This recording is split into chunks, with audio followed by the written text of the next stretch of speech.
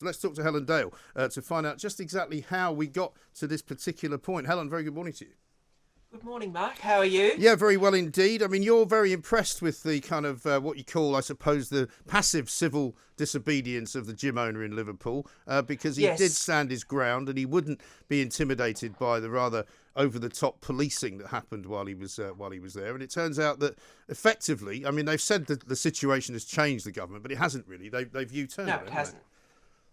No, they U-turned, and it's quite a remarkable achievement in terms of civil disobedience. What Nick Whitcomb, I think that's how you say his Yes. name, has achieved he's in the Wirral, his gym, by doing that, because he showed how to run a civil disobedience campaign, even when, based on headline polling figures, the majority of the population are against him, or Yes. certainly in favour of considerable restrictions, if not full lockdown. The polls aren't quite clear on that point, and you can't expect polling companies to get that kind of thing perfect. That's beyond their power. What he did, he showed, one, he raised money. Two, he was entirely peaceful. Three, he never lost his rag. Four, he sought legal advice.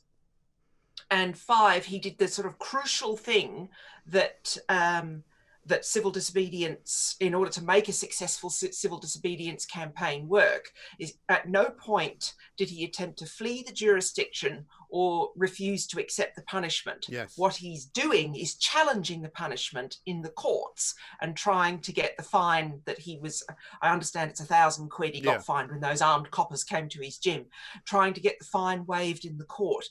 Now, this is largely, although not wholly, but this is largely how the poll tax was defeated. Yes. It's also largely how the civil rights movement worked in the United States. It's once again peaceful resistance and a willingness to take the punishment. And I tweeted earlier, but I'll make the comparison here for your listeners on talkRADIO.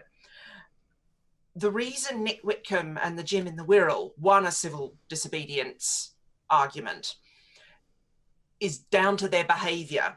Now, we've seen quite recently two large groups of people lose a civil disobedience argument, and that was Black Lives Matter UK and more broadly the trans activist movement.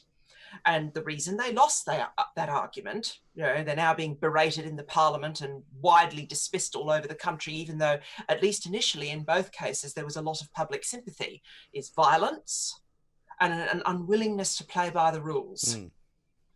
So it's not just statue toppling. I mean, you had an incident for example, in Speaker's Corner in Hyde Park, where gender critical feminists, or the TERFs as they're called, were beaten up. Yeah. Things like that. That is how you lose a rights claim, a rights campaign. People dismiss you. Yes. So that gym in the Wirral, and Nick Whitcomb deserves a lot of praise for doing that. Contrast once again, two people who've made very good points about civil liberties over the years are Julian Assange and Christopher Snowden. Yeah. Snowden. I can't remember his first name. Snowden. Now the problem it is Christopher Snowden. Do you mean Snowden in Russia?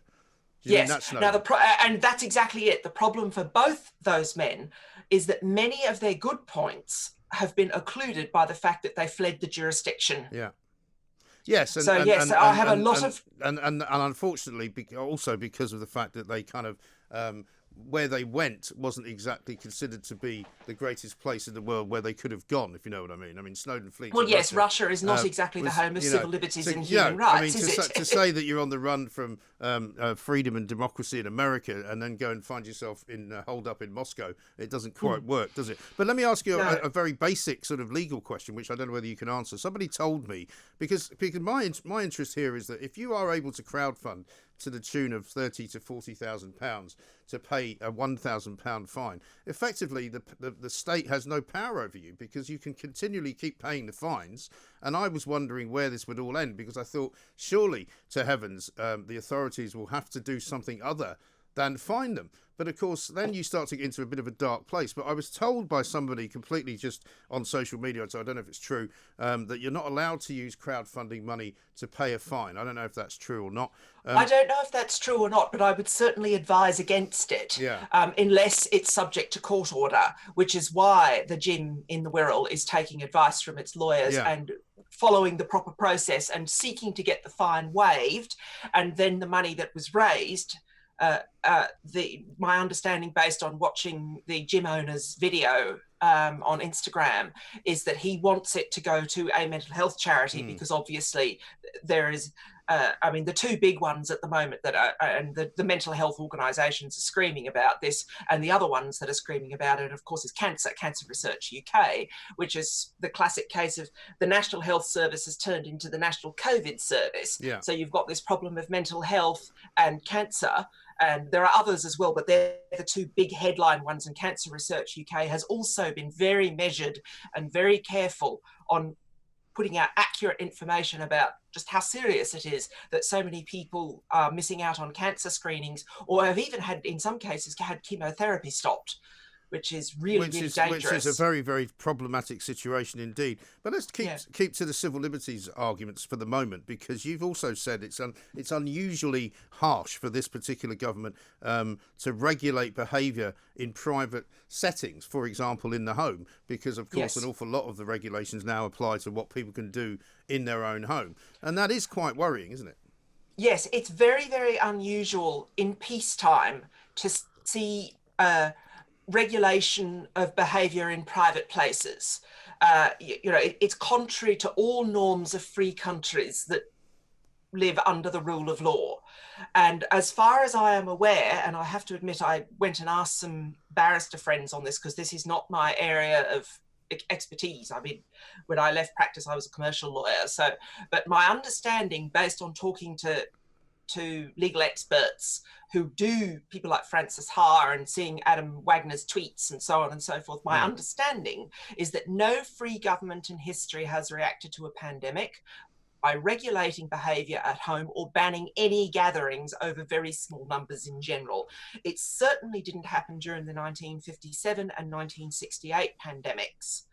So this is really, really, we are right on the outer limits of acceptability in terms of civil liberties, for the simple reason that hundreds of years, perhaps even thousands of years, but if you add the two rule of law civilizations, which are the Romans and then the English, certainly hundreds of years of fights have been had over getting the government out of regulating private morality and private behaviour. So you've had this situation of getting the state out of your bedroom, basically. That's the standard line that's used because people think of the Alan Turing case. There was a memorable, some societies have to learn it the hard way. I mean, the Romans invented the rule of law, and there was one particular moralizing emperor who decided to make adultery illegal. And because, with reason, I mean, the stereotype about the Romans is true. They did tend to bang like a dunny door in a gale, to use the Australian expression. Thank you very much for that. Yes, and it was disposed of by way of a fine. Yeah. And it absolutely blew up all over the government because Roman lawyers, they're called notaries, which is their equivalent of solicitors, figured out ways to draft around it because Roman marriage was based on the law of contract, not on religion. They figured out ways to draft around it. Both the emperor and his daughter got dinged under their own legislation. It became enormously embarrassing. And then basically it was literally a case of, we done goofed. We'll stop doing this now. It's very embarrassing and making us all look extremely stupid. So sometimes you have to learn the hard way. And the classic case in British history is Alan Turing, the attempt to regulate private morality and private behaviour in one's own home. Now, the thing is, we've now consented, apparently, to the state regulating kitchens, sitting rooms, bathrooms, bedrooms, and gardens. And it's different in quite a lot. But it's also different in quite a lot of different places. Which I mean, I was interested to listen to Kit Malthouse, who actually gave quite a good account of himself, I thought, because he was answering the question that these rules are now so complicated that nobody knows what they are, including, unfortunately, the Deputy Chief Constable Owen Wetherill, who appeared before a select committee yesterday and said he didn't have the rules in front of him, so he couldn't explain what they were. But in fact, all you have to really know, according to Kit Malthouse, is the rules in your area where you live. So if you live in Essex, you only need to know what the rules are in Essex. You don't have to worry about what the rules are in Sheffield, perhaps, because you won't be going there. But, you know... Well, that's all right as far as it goes. But the problem is, of course, what happens if you live in, for example, the home counties, which is all, except for Essex, all tier 1. Right. Okay, and then you have to go to London for work. Yes, no, I accept that. Goes into tier 2. Yeah. Now, I mean, this is a broader problem, and I noticed, and I literally only saw it this morning, so I've not read widely or chatted to fellow members of the profession, but I saw that the Welsh devolved administration is attempting to shut the Welsh border. Now, I don't know whether that's in both directions or just for people coming into Wales or for leaving Wales. I will need to go and read the regulations. Yeah. But I'm reasonably confident when I say that this is not possible in a unitary state.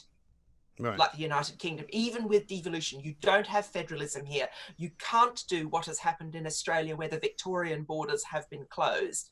And as I mentioned to you last week, it's actually quite difficult to do this even in a federal system. The legislation has to be very carefully drafted.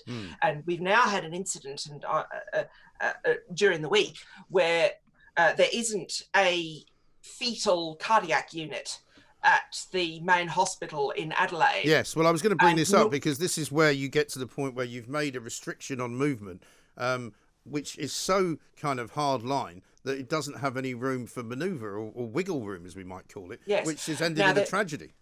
Yes, because there have been attempts over a number of years to try to set up a fetal cardiac unit in Adelaide, but the argument has always been that there wasn't the population for it, and in any case you could just fly the babies to Melbourne to one, and there are several hospitals in Melbourne that have fetal cardiac units. Australia has a very good healthcare system. It's one of the reasons why it's coped with COVID-19 as well as it has. And once again, remember, Victoria, Australia's worst state, is better than Germany, the EU's best state. So always keep that in mind. But now you've had a situation where 4 newborns who have these cardiac deficiencies that some babies are born with. I mean, the one I've always heard of is babies that are born with a hole in the heart. Yeah. Now, I'm not a doctor, but I don't know what the 4 babies had. But you've had an incident where they were not able to be airlifted to Melbourne to be treated, and they've died. And that's really quite alarming. Well, it really is. I mean, I can't imagine the situation where somebody didn't go, all right, we're just going to have to break the rules here. Well, yes, and particularly too, as there is a strong tradition in Australia, we have this organisation called the Royal Flying Doctor Service, which, because the country is so huge, has always been heavily involved in the airlifting of very sick people to the cities for medical treatment. And in many respects, that the Royal Flying Doctor Service was the first organisation to make it widely known in Australian cities just how serious some of the health issues were in remote Aboriginal communities. And the Royal Flying Doctor Service goes back as long as there's been aircraft, because Qantas is the world's second oldest airline. So this is a big part of Australian history. So that the fact that the Royal Flying Doctor Service is not able to fly over state borders is just quite extraordinary in the context of Australian history. Yeah. And is Australia showing any signs of easing any of these regulations? They are appearing to ease up in Victoria, although there have been the usual cock-ups, because it looked like the Victorian Premier was going to let the Cox Plate go ahead, which is a horse race. With a crowd, a small crowd, admittedly, but with a crowd, and he had to do a very, very rapid U-turn, because even people on what I've come to call the lockdown left were saying, "Oh, thanks, you know, we've not been going to funerals and weddings, and now you're going to let the Cox Plate go ahead." So there's been the usual sort of to and fro, but it is easing up in Victoria, and subject to the usual fights and back and forth between the you expect this in a federal system. All the little fights you're seeing over here with Liverpool and with Manchester and with Wales and with Scotland, they're tiny compared to the fights that you have in a federal system. Yes. The virtue of the federal system is that you can see very clearly, because you can compare all the states with each other, which one has done badly, which is Victoria, and all the others have done well. Subject, of course, to that overriding thing that Australia does have very high state capacity, and Victoria, by global standards, is actually fine. Right. Let's just finish up, Helen, with this ridiculous story about Michael Levitt, the Nobel laureate, who was banned from attending a conference, a scientific conference, full of other academics on account of his views about coronavirus. That's really quite extraordinary. And this is really alarming, which is the politicisation of science. Now, there's enough problems in the world with the politicisation of the judiciary, and you only need to look across the pond to see that in the US. Each side trying to pick judges that they think will agree with them on a particular political or moral issue. But no, this has now gone into science. And what's particularly alarming about this attempt to cancel Michael Levitt is that the conference was nothing to do with COVID. It was actually in computational biostatistics and biophysics, which is what he won his Nobel Prize for. Right. So you're basically cancelling the most eminent scientist in the field because of his views in an largely unrelated area. I mean, what he's doing is bringing his mathematical skills and his computational and programming skills to coronavirus, which is why he's formed the views that he has. But it is still nonetheless, the stuff he said about coronavirus has nothing to do with the stuff that he does. He got his Nobel Prize for. It's just mad.